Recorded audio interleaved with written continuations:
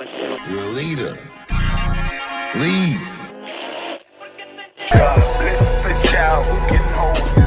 What's good, everybody? What's good? It's your boy, Cardinal Bud Crawford, or E.S. Red, if that's what you want to call me. And we are back for another one. Alright, y'all, new topic. Boxing fans, is Terence Crawford the most hated fighter for ducking Errol Spence Jr.? Alright, y'all, so who is the most hated fighter in the boxing world of today? You know, we hate on everybody. A lot of people would say it's Terence Bud Crawford. Terence Crawford gets a lot of flack for his resume, for not signing the Errol Spence Jr. contract, for the fight not taking place up until this point, for it being I think it's been 3, 4, maybe even 5 years since they first started talking about this fight.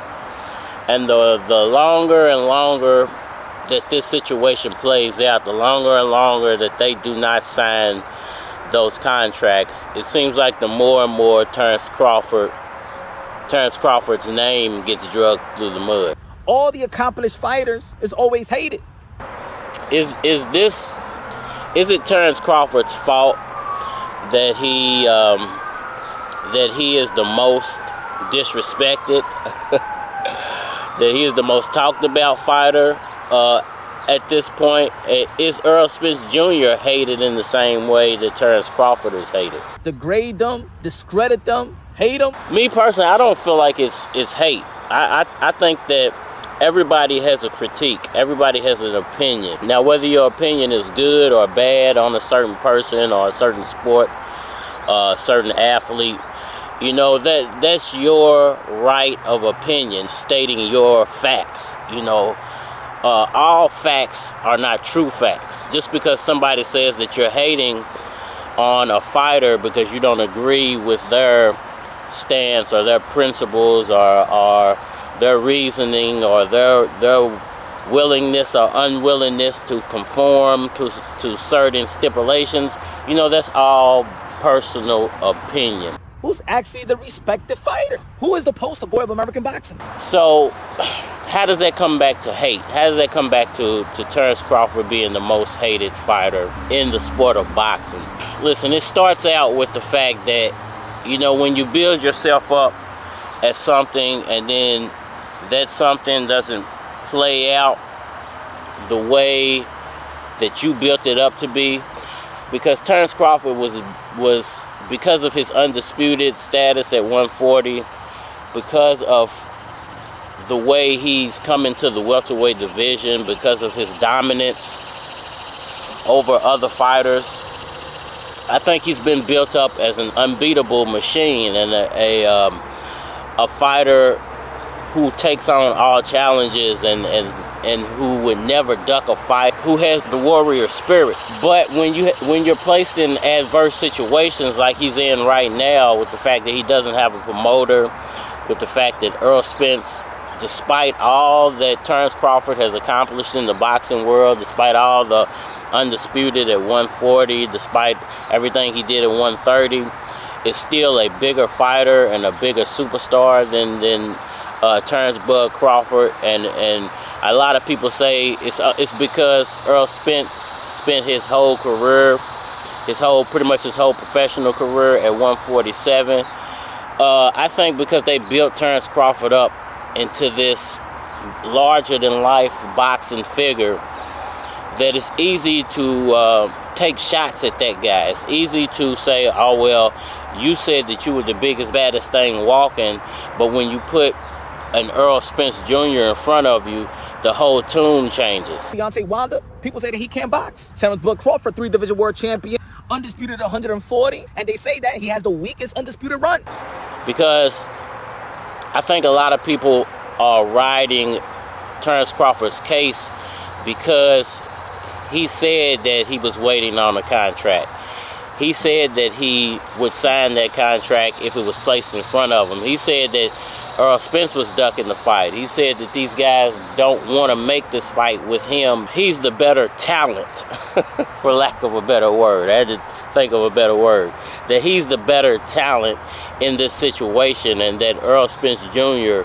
is all hype, and it's all because of PBC and in-house fighting that he's even a superstar. And I think that it's easy to pick at that type of person, because when you're the giant, and you have a bunch of little guys throwing rocks at you, it's very easy, because the giant can never come down to your level. So I feel like, a lot of this is Terence Crawford's. A lot of the hate is Terence Crawford's own fault. It's the way Bob Arum built him up. It's the way that he's decided to carry himself. And it's really just the way of the boxing world. The way of the boxing world is, when fights are there to be made, you should be making those fights. You shouldn't be holding off. You shouldn't be ducking. You shouldn't be avoiding fight challenges. Because fight fans, I think, have been cheated over the past few years, especially since the Maypac fight. Seems like the American fight fan don't want to buy no pay-per-view. The Maypac fight brought so much money into the game, and it showed that Mayweather formula for making fights and how easy it is to make money in the boxing world, as long as you have a gimmick to put behind your talent. Errol Spence never left the division. He's a weight bully. As long as you can get fights set up in your favor, then you're most likely going to win.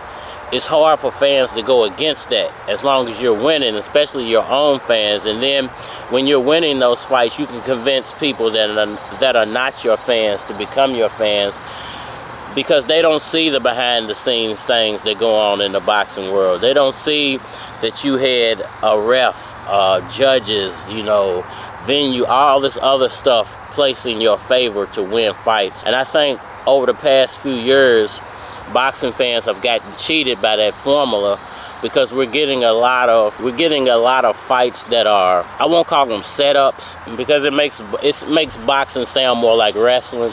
And I don't want to say predetermined fights. It makes it sound so much more like boxing is set up.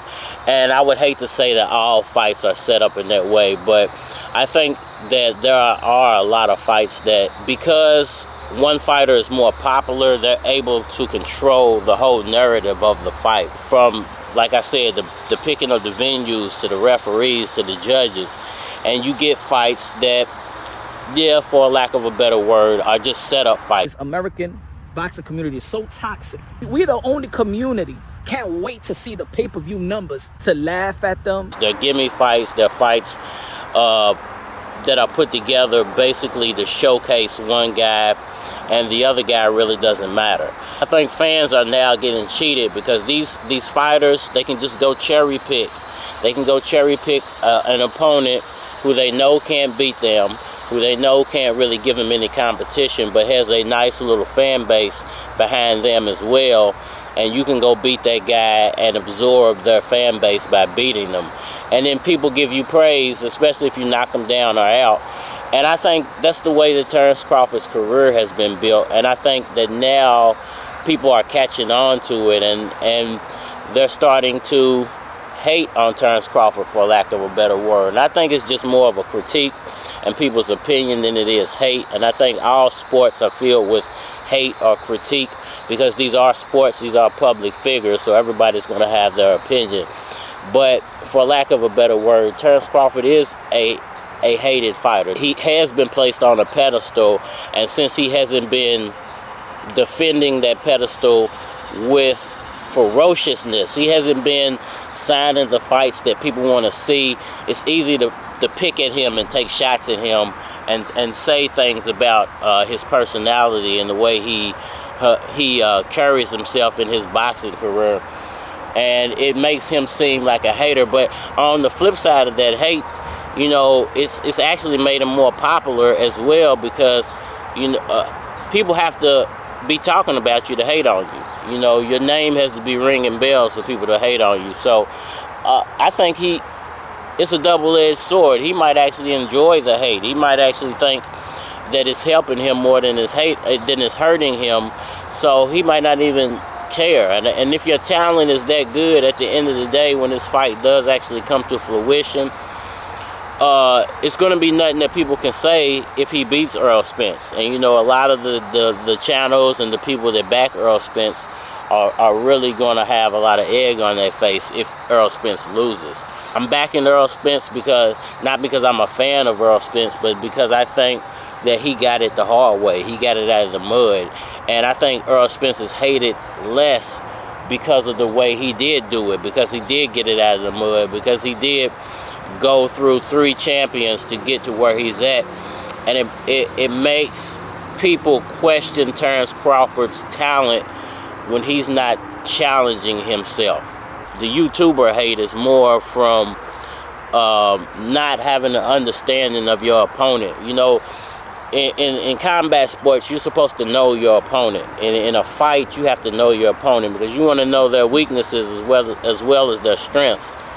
And I think because the opposers of Terence Crawford, the haters of Terence Crawford, I've never really looked into his career or seen what he's really about, then it's easier for them to hate on him as well. It's easier for them to pick at the small stuff and not look at the bigger picture of his whole boxing career. I critique Terence Crawford because I do feel like he's talented and he's not challenging himself. All's fair in blogging and boxing. It's your boy, Cardinal Bud Crawford. I think I'm done rambling for now. Y'all let me know what y'all think. Is Terence Crawford the most hated fighter in boxing?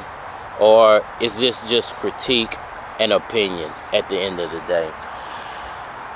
Yeah, I think we're done for now. Holler at me on all social media platforms, Facebook, Instagram, YouTubes. You're more than likely to get a response on YouTube, so holler at me over there if you want a response. And I think we are out of here. Thank you.